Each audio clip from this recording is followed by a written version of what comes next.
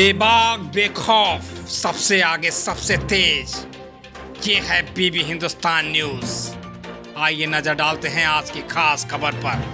आपदा को अवसर में तलाशते रहते हैं कानपुर देहात के रनिया चौकी इंचार्ज अनुराग पांडे जी का कोई जवाब नहीं।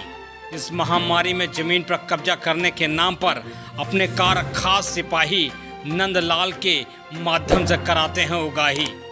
रनिया गांव के ऐसे दो मामले हमारी जानकारी में आए हैं, जिसमें प्रथम पक्ष सरकारी स्कूल में टीचर है। इस लॉकडाउन का अवसर पाते ही दूसरे पक्ष को कब्जा कराकर बनवाने के लिए कह दिया जाता है।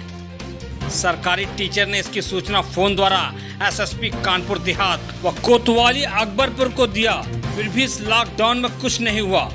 दरोगा अनुराग पांडे ने प्रथम पक्ष की एक न सुनी, कोर्ट में मामला होने के बावजूद भी स्लेब डलवा दिया।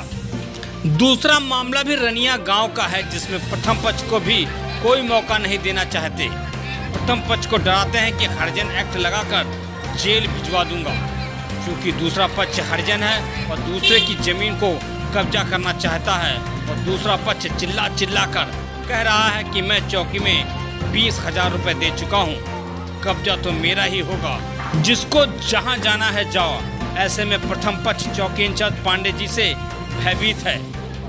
ऐसे में प्रथम पक्ष अपनी खुद की जमीन पर जाता है तो हरिजन एक्ट का मुकदमा तुरंत लिख देते हैं।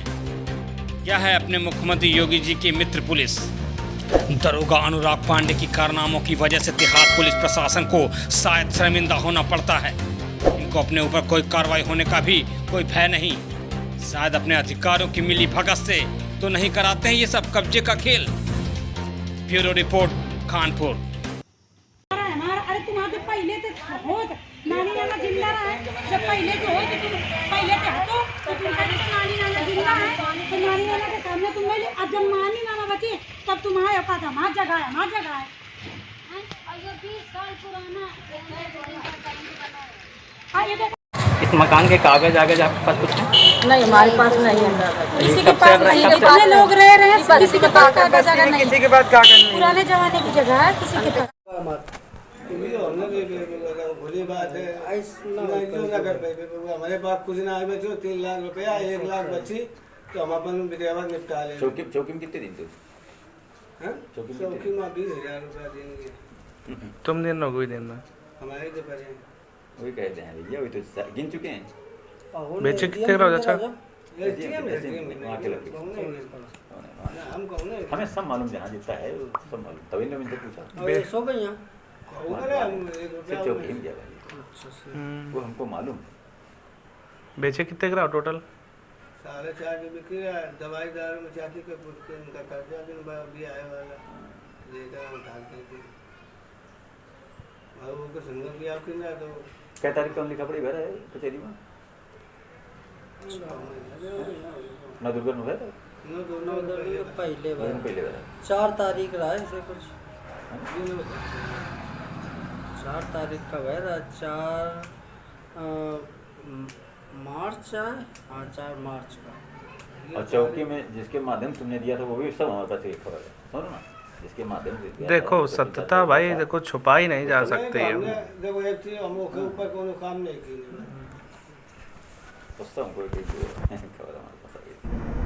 क्या नाम है आपका भाई साहब, और क्या घटना घटी, पूरा घटना स्थल बताएं।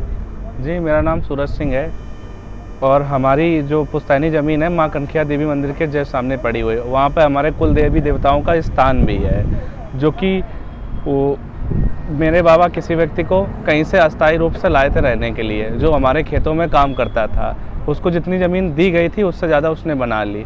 टोटल जो लैंड खाली पड़ा था उस पर भी वो अतिक्रमण करके दूसरे को बेचना चाहता है। जब हमने उसको विरोध किया तो चौकी इंचार्ज ने कल हमको शाम को उठाने के बाद धमकाया भी और बोला कि ज़्यादा अगर करोगे तो हरिजन एक्ट लगवा के अंदर करवा दूंगा। आप कौन है भाई साहब और क्या है पूरा मामला? ये हमारा छोटा भाई है, कल से बड़ा भयभीत है।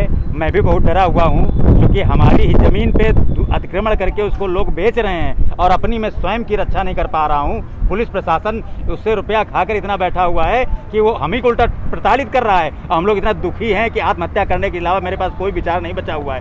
क्योंकि ये हमारा रनिया ग्राम सभा है। रनिया में हमारी जो है एक रोड पर और जगह पड़ी हुई जिसमें ऑलरेडी उसने अतिक्रमण कर रखा है, और इसके बाद में अब ये जो हमारी थोड़ी सी जगह बची है हमको धमकाता है, इतना धमकाता है और लोगों को बुलाता है कि इनको मारो पीटो, और कहता है इनके ज़्यादा करेंगे तो इनके ऊपर 76 लगवा दूंगा, इनके ऊपर हजनेक लगवा दूंगा।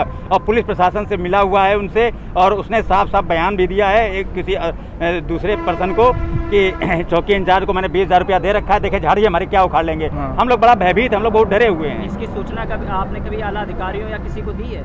जी हाँ, हमने सर्वप्रथम जब उन्होंने हमारी ज़मीन पे कब्जा करने के लिए उन्होंने विचार बनाया और वहाँ पे सरिया इकट्ठा किया, तो हमने सर्वप्रथम चौकी में गए थे, वहाँ एप्लीकेशन दिया, तो चौकी इंचार्ज बोले ठीक है मैं देख लूँगा, लेकिन वहाँ कोई सुनवाई नहीं हो रही है। वहाँ कोई सुनवाई नहीं। फिर उसके बाद में एसपी के एसओ के पास गया, लेकिन एसओ ने भी आश्वासन देके छोड़ दिया। फिर हमने इसके बाद जो है आला अधिकारियों को सूचित किया, लेकिन हम लोगों को कोई नहीं सुन रहा। हम लोग बहुत दुखी हैं, प्रताड़ित हैं। अब आत्महत्या करने के लिए हमारे पास कोई विकल्प नहीं बचा हुआ है। इसकी सूचना आपने कोई ट्वीट वगैरह अंदर ऐसा कुछ किया? जी हाँ, हमने जो है पुलिस प्रशासन विभाग को पुलिस प्रशासन जो गृह विभाग है उसको भी ट्वीट किया, मुख्यमंत्री जी को भी ट्वीट किया, पूरी प्रकरण, लेकिन हमारा कोई सुनने वाला नहीं है। हम लोग बहुत दुखी हो चुके हैं, बहुत प्रताड़ित हैं। हमारी ऑलरेडी एक जगह उसने कब्जा कर रखी, दूसरी जगह फिर कब्जा कर लिया है, और जो थोड़ी सी हमारी जगह बची जिसमें हम अपने कुलदेवी कुलदेवता का स्थान बनवाना चाहते हैं उसमें को भी उसको कब्जा अतिक्रमण करके दूसरे को बेचना चाहता है। हमारी कृपया मदद करें, हम बहुत परेशान हो चुके हैं। क्या नाम है आपका और क्या घटना घटी है, क्या है पूरा प्रकरण? हमारा नाम ब्रजेंद्र कुमार है। हमारे बाबा की पुश्तैनी ज़मीन है जिसमें हमारे कुलदेवी कुलदेवता का मंदिर बना हुआ है। कुछ लोग हमारे यहाँ काम करते थे जिनको वहाँ पे अस्थायी रूप से बसाया गया था, और उसके अलावा भी हमारी करीब 30 वर्ग जगह पड़ी हुई है, वो हमने अपने उठने बैठने के लिए और अपने कुछ कार्यक्रम के लिए छोड़ रखी थी। अब उस पर वहाँ पे चंद्रभान करके हैं, वो हमारी जगह पे अवैध कब्जा करना चाहते हैं, जिसमें हमारे पुलिस चौकी इंचार्ज जो है अनुराग पांडे जी उसका पूरा सहयोग कर रहे हैं, और चौकी इंचार्ज ने उससे 20,000 रुपये भी ले रखा है घूस, जिसका साक्ष्य हमारे पास है। आपने इसकी शिकायत किसी आला अधिकारियों या उच्च अधिकारियों को दी? सर्वप्रथम जब उसने हमारे ज़मीन पे कब्जा करने का प्रयास किया तो हमने चौकी इंचार्ज के पास गए थे, इन्होंने हमारी नहीं सुनी। फिर एसओ साहब के पास गए थे, फिर उसके बाद हमने सीएम पोर्टल भी इसकी कंप्लेन की, और उसके बाद एसपी साहब को जो है ट्विटर पे जो है इसकी कंप्लेन की।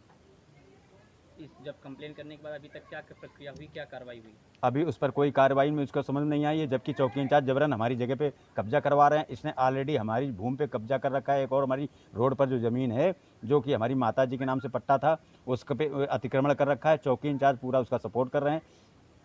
चौकी इंचार्ज जब आप जाते हैं तो क्या कहते हैं? कहते हैं वो तो जगह उसी की है ही है। जिस जमीन आपको अपनी बता रहे हैं उसके पेपर वगैरह आपके पास हैं? जी हाँ, हमारे उसके पुश्तैनी सारे कागज़ हमारे पास हैं, और जहाँ जहाँ हमने जो कंप्लेन किया है वो सारे प्रमाण पत्र और साक्ष्य हमारे पास हैं। किस चौकी घटना है ये? ये रनिया कानपुर देहात, थाना अकबरपुर। चौकी इंचार्ज का नाम जानते हैं आप? जी हाँ, अनुराग पांडे। अच्छा, कौन लोग हैं, क्या नाम है उनका जो कब्जा कर रहे हैं? चंद्रभान कोरी। और चौकी इंचार्ज धमकी देते हैं कि तुम्हारे ऊपर हर्जने लगवा दूंगा, और चंद्रभान कोरी कहता है कि मैं अपनी लड़की से तुम्हारे ऊपर छेड़खानी का मुकदमा करवा दूंगा। इस तरीके से हमारे ऊपर दबाव बनाकर हमारी जगह पे जबरन कब्जा किया जा रहा है। लड़की लगाने की धमकी कौन देता है?